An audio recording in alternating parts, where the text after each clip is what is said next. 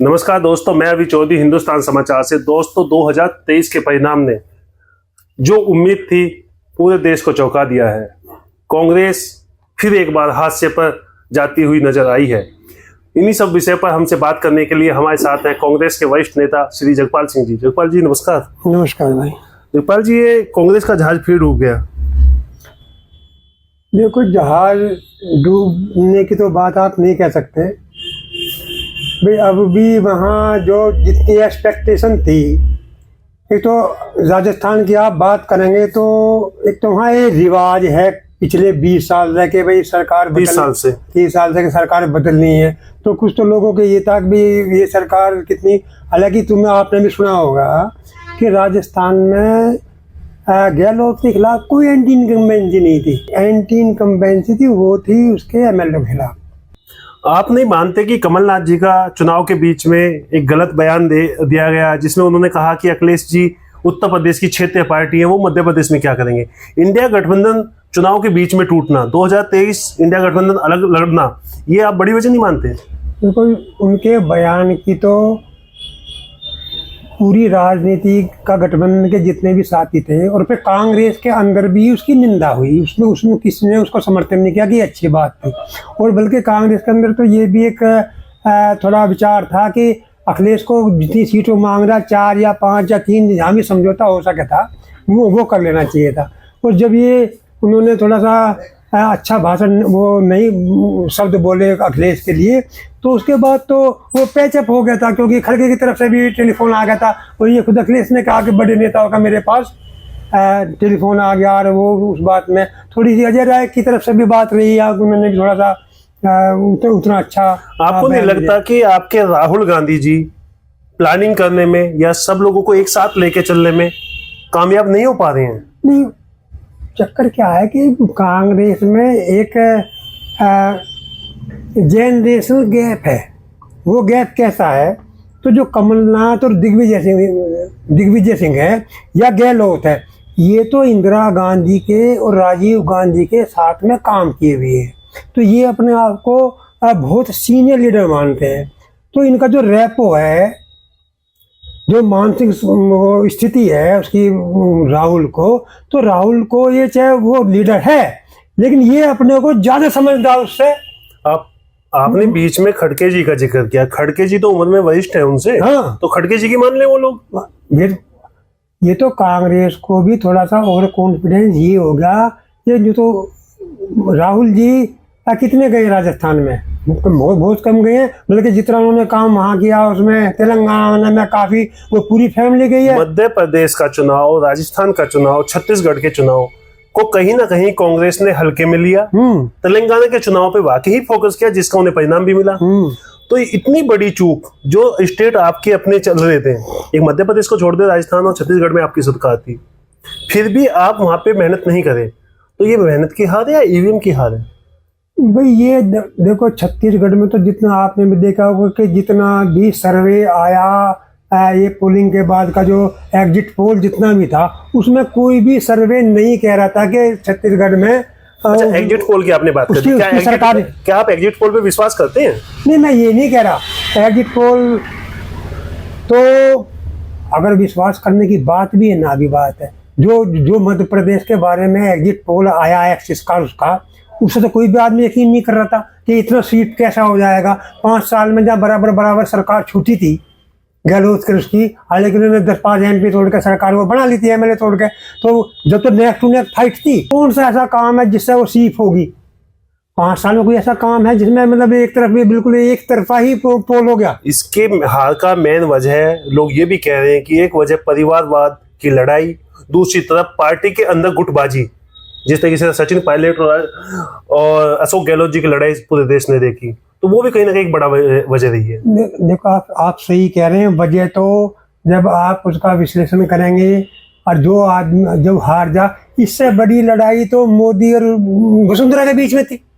अगर ये फैक्टर काम कर रहा है जीतने के लिए या हारने के लिए, लेकिन आपने नोटिस नहीं किया, लास्ट के 15 दिन में वसुंधरा राजे और मोदी जी की नाराजगी खत्म होते हुए दोनों ने चुनाव साथ में लड़ा।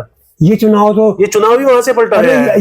ये चुनाव तो सचिन पायलट ने, और उसने भी खुद स्टेज पे साथ साथ हाथ मिलाया कि ये कहा हमारे बीच में। पायलट जी की अगर बात करें तो वो तो अपनी सीट भी इस बार बचाने में बहुत मुश्किल से बची होंगी। मैं नहीं कह रहा उसकी सीट चाहे हार गई, लेकिन उसने स्टेटमेंट नहीं दिया कि भाई हमारे बीच में कुछ नहीं रहा, हम पूरी मेहनत करेंगे, हम पार्टी को जिताएंगे। ऐसा स्टेटमेंट वसुंधरा का था। वसुंधरा तो जो अपने कैंडिडेट थे उसके अलावा वो किसी के प्रचार में भी नहीं गई।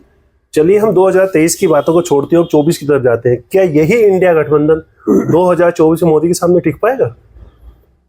देखो, अब ये भविष्य की बात तो क्या कर सकते हैं, लेकिन नीतियां तो दिखाई दे रही है ना। नहीं, कभी कभी आप जिस चीज को बहुत बुरी बात मानते हैं उसमें से बहुत अच्छाई भी निकल जाती है, जिसे कहते हैं ब्लेसिंग इन डिसगाइज। कि खराब में से भी कुछ ना कुछ ब्लेसिंग आपके लिए हो सकता है। आप क्या, तो मैं ये कहना चाह रहा हूँ कि अगर ये तीनों राज्य कांग्रेस के पास होते हो सकता है ये इंडिया गठबंधन इतना स्मूथली ना रन करता, क्योंकि एरोगेंस बढ़ता जो दिखाई दे रहा था इलेक्शन से पहले भी। मतलब इन 3 चुनाव स्टेट के परिणामों से कांग्रेस का घमंड टूटा है। हाँ, ये तो बल्कि अब ये जो अलायंस होगा वो ज्यादा मजबूत होगा। अलायंस मजबूत होगा। तो मोदी के सामने अब फिर वो चेहरा कौन सा होगा? बात सुनो, बात चेहरे की नहीं है। ये एक चेहरे पे कोई लड़ाई नहीं है। राजस्थान में गहलोत जी चुनाव हारे। हाँ, मध्य प्रदेश में कमलनाथ जी चुनाव हारे। छत्तीसगढ़ में बघेल जी चुनाव हारे। ठीक है, अब 2024 में अगर आपके पास कोई चेहरा नहीं है तो ये चेहरे ही तो चुनाव हारेंगे ना। राजस्थान में कांग्रेस के पास कोई चेहरा नहीं। उन्होंने वसुंधरा को प्रोजेक्ट ही नहीं कहा। मोदी ने कहा कि कमल पे के निशान पे उन्होंने कहा कभी कि वसुंधरा हमारी लेकिन उन्होंने नेशनल लीडरों को वहां से लोकल से चुनाव लड़ा दिया। मैं सिर्फ ये कह रहा हूँ, अगर आप कह रहे हैं कि प्राइम मिनिस्टर के लिए आपके पास किसे आप प्रोजेक्ट करेंगे या चीफ मिनिस्टर के आप कोई चेहरा नहीं था, अरे वहाँ कांग्रेस के पास तो अच्छा चेहरा था और उनके पास कोई चेहरा नहीं था। उन्होंने मोदी नहीं कह दिया था कि हम कोई बिना चेहरे के हम मध्य प्रदेश में भी बिना चेहरे के लड़ेंगे और हम राजस्थान में भी बिना चेहरे के लड़ेंगे। तो ये बात नहीं है, ये जनता की बात है कि वो कभी चेहरे का बहाना हो जा, कभी बिना चेहरे के जीत हो जा। तो ये मोदी का चेहरा हो गया। 2024 में आप क्या देखते हैं? देखो, 2024 में असली बात क्या है जो आप पकड़ नहीं पा रहे, जो ये मोदी के साथ तो अब इतना पूरा मीडिया है, पूरा कोर मीडिया तो देश के साथ होता है, मोदी के साथ क्यों होता है? अरे जो मीडिया है, मेन स्ट्रीम मीडिया, आपने देख नहीं रहा, उसकी झूठी सच्ची बात वो निकाल दो, उसका एक खंडन नहीं करता।